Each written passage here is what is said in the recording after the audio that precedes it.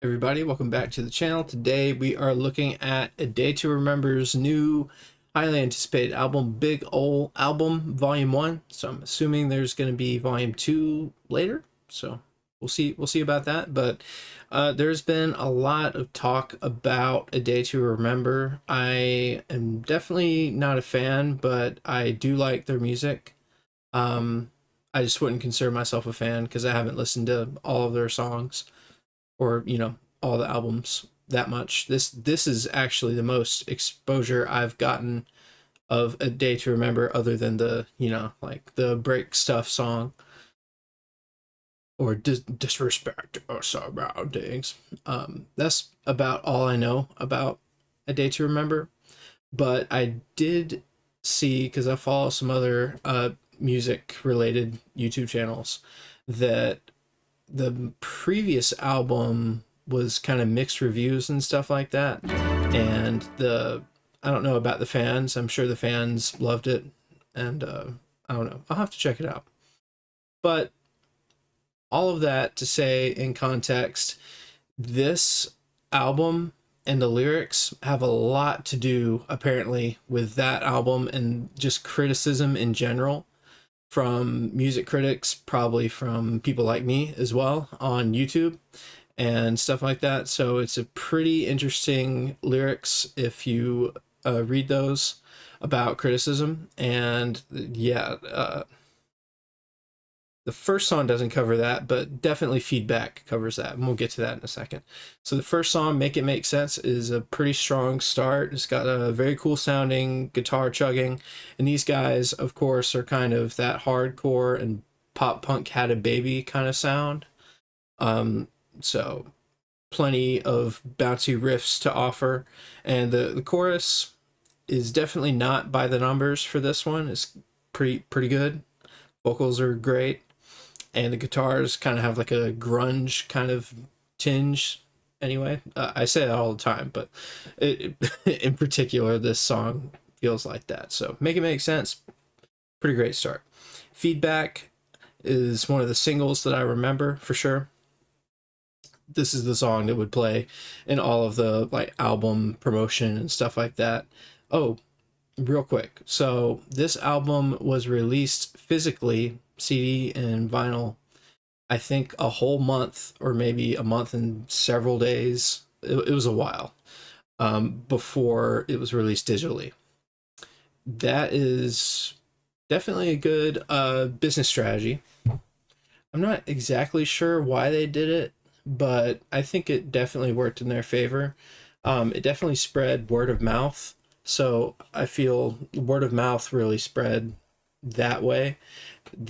And so when streaming came out, it was a win-win because you had all this good faith and word of mouth already, and the sales also of the physical stuff that I'm sure the diehard fans got, and just uh, pop punk and hardcore fans in general definitely bought it up, I'm sure. So that was a pretty interesting rollout for this, and it was just coming from like a attitude of like, we don't care, we're just going to do what we want kind of feel with that. So, and you can definitely hear that sentiment in this song. And yeah, so this song is very high energy, kind of hype song, and it's pretty angry vocals about, if I want to hear your feedback, I'll let you know. And this is where I thought it might be referencing that previous album that I was talking about, which I will flash an image of over here. And yeah, that was an album that had some mixed reviews and stuff like that. But anyway, this song tackles that and kind of the criticism around the band and around music in general, probably talking about other artists too. Yeah, because a lot of artists, they for sure want feedback when it's good feedback, and I guess when it's bad feedback, it's like, okay, well, where is this bad feedback coming from? Like, are you one of us? Are you a musician?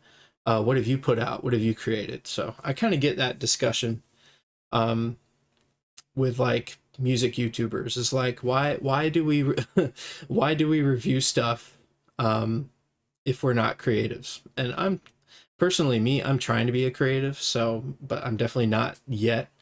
But I totally see where artists come from, where they're like, well, you're giving me a rating out of 1 to 10, but what have you done? What have you created?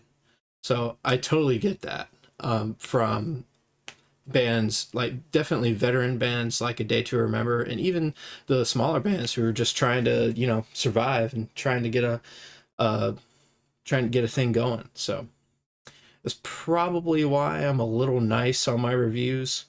Like, what I try to do is any review I do, I will at least tell the audience to go check out some songs. Even if I give an album like a 2 out of 10 or a 3 out of 10, or usually I'm pretty generous and I'm above 5, which is, 6 out of 10 is passing grade, but anything above 5 is like, okay, there's a lot of songs you can check out on here.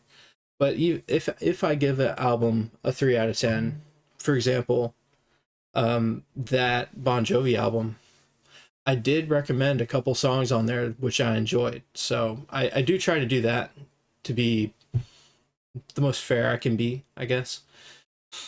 Because even if an album is a 1 out of 10, which would be crazy, it did gain that 1 point. So what songs merited that 1 point, or what songs merited those 10 out of 10 points? So that's what I try to do. But all of that to say, Feedback was a great song.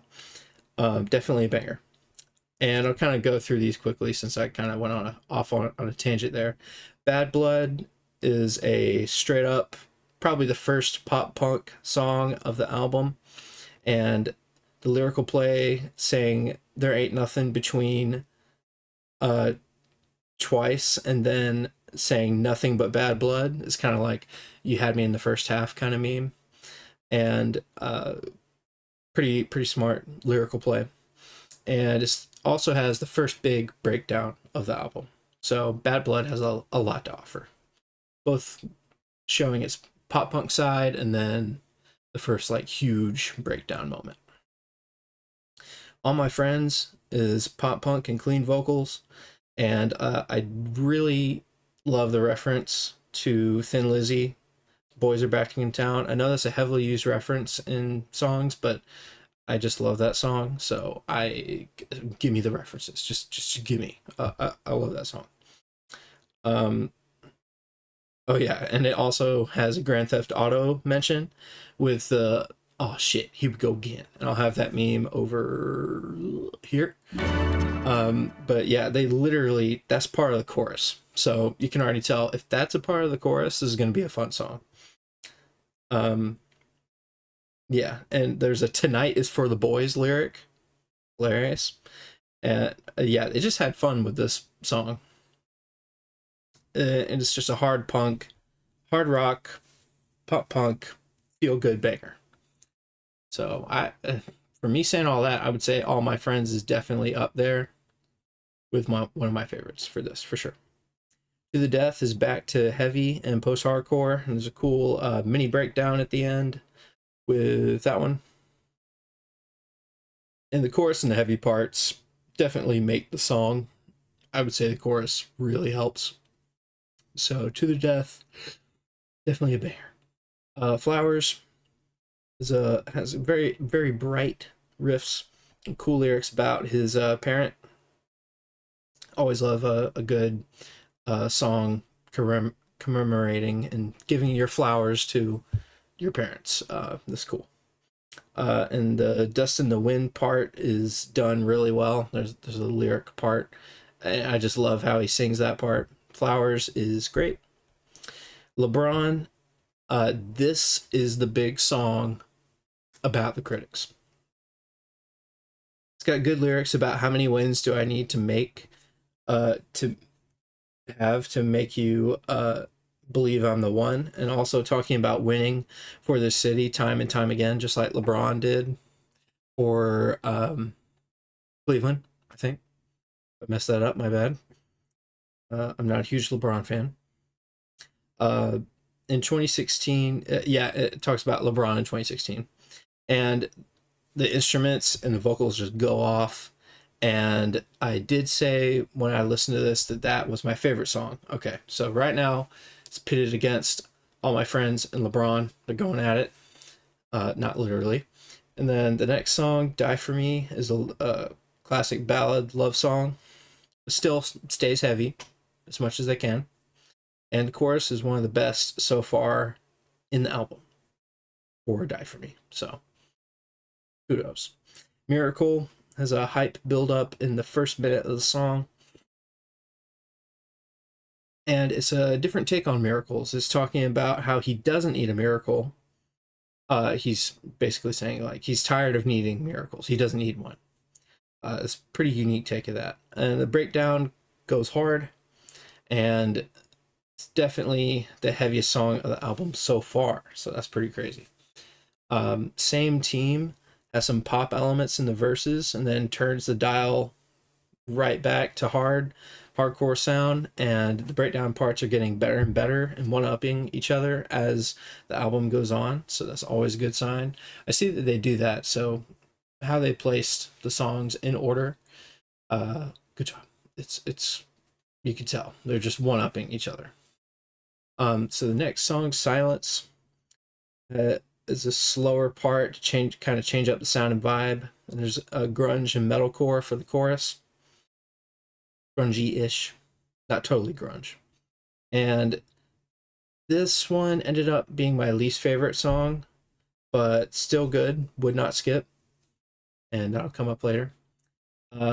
Closer Than You Think has pop punk vibes, and riffs and drums are on point. Positive lyrics and a strong finish. So, speaking of not being able to skip Silence, because it's good, I am going to give this album a 10 out of 10 with no skips. It's been a while since I've given an album that. So, and I'm not just trying to be nice on this review because this dude from A Day to Remember got mad, or doesn't like when people bash his albums, which I totally get.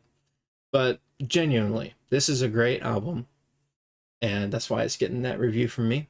Let me know what you guys think of this new album from A Day to Remember, and I'll see you guys later.